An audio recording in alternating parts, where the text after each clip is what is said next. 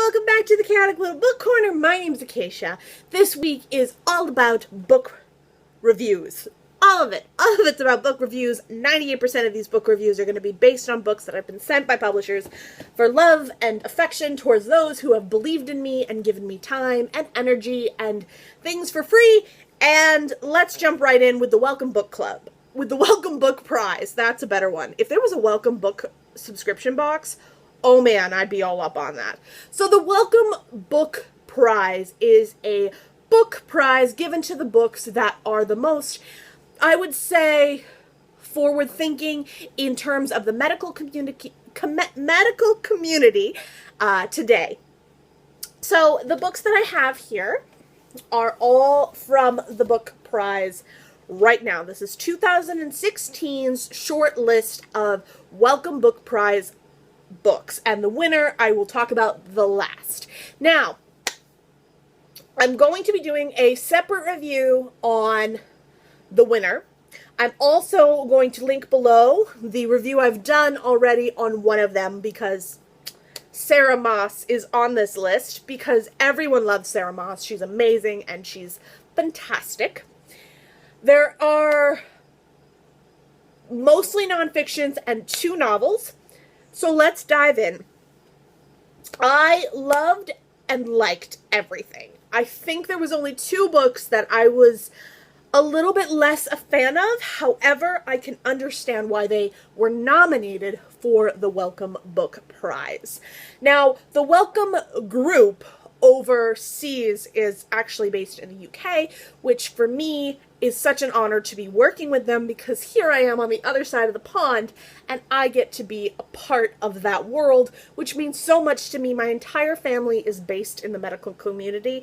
On my mother's side, all of my mom's family, except for my mother and one aunt, are all MIT or Harvard grads in the medical field. So for me, I constantly feel like I don't know anything compared to them. But this reading jump that I did, this reading experience I had with the Welcome Book Group has been something amazing because I finally know something that the others don't. Which was really interesting and really fascinating because they're all based in the medical field as far as medications and cancer and heart work and also nutrition. This, luckily for me, has been mostly neuro. So it's been mostly brain disorders or grief or things of that nature. I could not be happier, could not be more excited, and I'm ready to dive in. So let's start with Last Acts of Love. This one for me, yes, that is the title. This one for me was absolutely something fantastic. It took a feeling of family and community and love and affection for those who have been harmed through different reasons. This is about a young girl named Kathy whose brother Matt is knocked down by a car, and the family has to begin to start making difficult choices for her brother. And it's about love and grief and sadness and thought, and it's really, it takes a family dynamic and it changes it because, in my opinion, nothing changes a family more than a health shift. So whether it be neurological or physical, when a person in a family shifts their health, either for the better or the worst, the family dynamic changes. And this book took that and demonstrated it perfectly. It took something, if you like the title zone, this is another good place to go because it's got the same sort of themes. I really enjoyed it. I read it next to the title zone, and that was a really interesting experience. There is this really interesting world where you're trying to make decisions based on a person who can't really give as much input, but you're trying to do the best thing for your family member, and that for any human is going to be terrifying and different and devastating. I really enjoyed this book. It wasn't my favorite on the list, but I absolutely understand the reason behind its being nominated and the idea behind it, and I think it's very, very important and interesting, and family dynamic is huge in this. Next, you guys know Signs of Our Lost Children by Sarah Moss, of course. This was the nominee from her. Now, for her. Now, this, absolutely, I'm going to list the review that I've already done of this and its predecessor, Bodies of Light, down below. This is part of a trilogy, but not trilogy. It's all based around the same group, but this one takes place in a mental health institute during the 1800s in, I believe, parts of England, if I'm correct. And it takes place in Truro Asylum. Now, in the 1800s, the mental health institutes and facilities were awful, terrible. Just, you were treated like a vagrant and something that nobody wanted, and you were just cast aside from society. Your best bet to survive as a mentally ill human in the 1800s was to have a wealthy family that could take care of you at home. Because in this day, the idea of fresh food and fresh water and clean air was not something that the industry believed was actually helpful to the patients, but they believed that chaining them up like animals and prisoners was a more effective way. This takes the asylum and brings it to life. It made me just really, really resonate with where I could have been had I been born in a different time. And this demonstrated it so purely, just absolutely perfectly. It was incredible. Now, the dynamic of the asylum versus the very, very well structured world of Japan at the same time was a really interesting kind of mirror image between the two, the chaos of an asylum versus the structure of Japan, and which actually worked, which didn't, and where the structure in the asylum actually was more structured than the real world of Japan. I thought it was fantastic, phenomenal, wonderful. It's a little bit creepy and eerie, and it's definitely got some fun aspects to it because it is fiction. But the story and the basis of the history of it is uncanny, amazing, and a must-read book.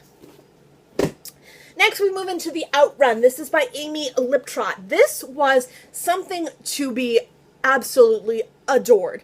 I thought this was incredible. It's the story of a young girl who is struggling with the past because her father did suffer from alcoholism as well as a mental illness, and she herself is coming into the same mindset as her father and trying to fight it, and she ends up going back to her home on a nice little island, which puts her into a state of coming back into nature. And the idea of the mentally ill coming into nature and being able to be one with the world and themselves was such an interesting concept and so beautifully educatedly done. And I absolutely adored it. I think this memoir is something so specifically perfect and wonderful and well executed that it deserves way more hype than it's received. However, I can understand why this did not win the prize. I thought that the book that won the prize was better than this, but as far as a memoir talking about mental illness, the history of mental illness, and family links to mental illness, this was uncanny. I thought that it was beautifully written, it was eloquent and stunning and lyrical, and I wouldn't have gone any other direction than to have read this cover to cover in less than a week. That one was saved for the last. This one is Alex Phoebe Playthings. Now this terrified me. I honestly was absolutely in love with this, except for I wanted to know the truth, if that makes more sense. This is a fictional depiction of a man with a mental illness. If I remember correctly, it's from past traumas, and they're coming back to haunt him, and it's about a man who's a paranoid schizophrenic. Now, this is actually based on a true story, and it pulls this man in and out of consciousness, in and out of reality, in and out of the real world, and you're getting it from the perspective of a fictional world, where it's not a fictional world, but it's based on his reality in a fictional sense. So, I really would like to know what the truth was, what the actual facts were, and what behind it really was real and what was not, because that's where my mind is much more interested. However, if you're interested in a person with paranoia, with mental illness, with past traumas, anything to that nature, but you don't want a nonfiction, this Playthings is uncanny and unmistakably one of the best books out there for that. I think that it's something so breathtaking and scary that you will adore it. If you're into thrillers, this is a little bit like that, but it's not so much of a thriller that you don't understand what's coming. It's breathtaking and wonderful, and I think everyone who's interested in the mental illness field but not really ready to jump into the nonfiction side of things, this is brilliant. Now, this baby. Okay, this is Neuro Tribes, the legacy of autism and how to think smarter about people who think differently. This baby was exhausting to me. Now, I come from a family, yes, they are all medical, but I do come from a family with autism very strongly on the same side as the medical field people, interestingly enough. My grandfather had Asperger's syndrome, my cousin has Asperger's syndrome, and my youngest sister was diagnosed with Asperger's syndrome at a very young age. We are not sure if it's the correct diagnosis at this point, but autism is something that my family is very familiar with, and Asperger's is a diagnosis on the spectrum of autism. Now, autism is something that is so vastly diagnosed in so many different ways and so many different ideas. This book actually did win the Samuel Johnson Prize for Nonfiction in 2015, but it was also nominated for the Man Booker... No. I'm so sorry. For the Wellcome Booker Prize in 2016. This holds up. This is facts back to back, but really different. This takes the idea of autism and turns it into something where you can understand why the autistic mind is a valuable concept to society and why we need the autistic brain. That was what I loved about this. It took the history of the autism and autistic mind and turned it into something valuable to society and why it was so important to have that diagnosis and that world in ours. That was the point of this book that I found so much more important than other books about autism I found in the past. This didn't just talk about the facts of autism, it also talked about the value of it. And there is such value in the mind that thinks differently that we sometimes overlook and forget, and that is why this book changed the ball game for me. I think it was fantastic. It was a little long, but it read easy, and it wasn't as hard as I thought it was going to be. It was something faster than I expected, and it also made me very, very happy to think that we could actually value a member of society that may think or feel differently than we do, as well as be a different type of contributing member to society than we are used to. Now, for our winner, this is It's All in Your Head by Susan M. Sullivan. This is the book that I'm going to be doing a separate full review on for myself. The reason I will be doing a separate full review on this is because I have so much of a relationship with this book. It's unreal. This book is the story and idea behind a neurologic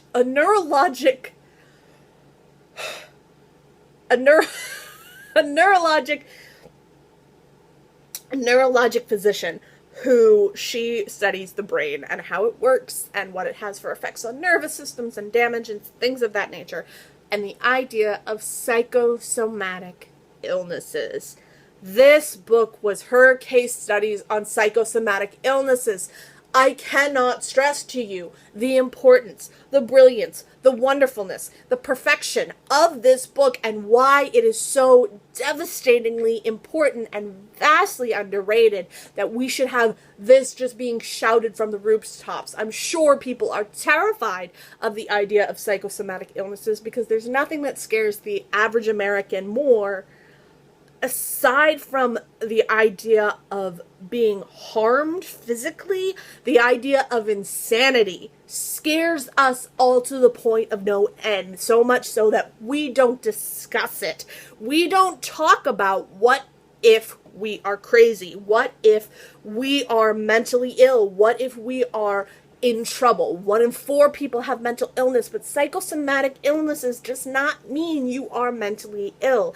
And that is where the conversation really needs to be discussed. A person in here who might have had a trauma in their past and can no longer walk, it doesn't mean they're mentally ill. It doesn't mean they're crazy. It means that their synapses are firing in a different way because the brain has no longer been able to block out the trauma in the past and so on. This took something very close to me, turned it into something real, and it made me feel like I wasn't alone. It was brilliant. It was wonderful.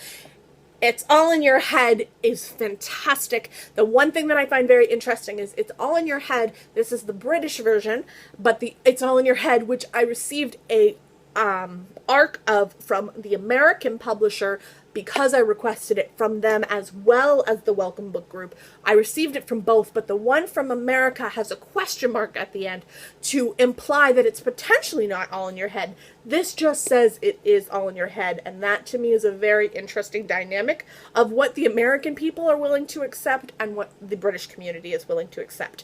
Please, please, please, if you see this, pick it up. It launches in 2017 here in the US, and it's already out in the UK publishing world.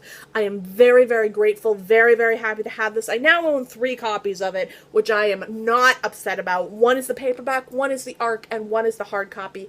I'm very, very happy. I think that if I ever meet Suzanne, I will hug her and just tell her thank you so much for making me feel like I'm not an idiot and I'm not stupid and that my illness as a child was valid and real. And I am very, very excited to be doing a full in-depth review on this book by itself, where you will be hearing more about my story with psychosomatic illnesses.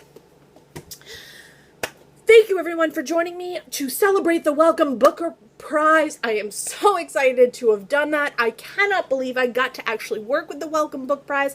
I am going to be sending this to them immediately. Thank you again to everybody there. Thank you again to everybody for supporting me on my channel. To all of you who are new, thank you so much. Welcome new subbies. I'm so happy you're here. Welcome to Review Week. Let us continue. I will see you tomorrow.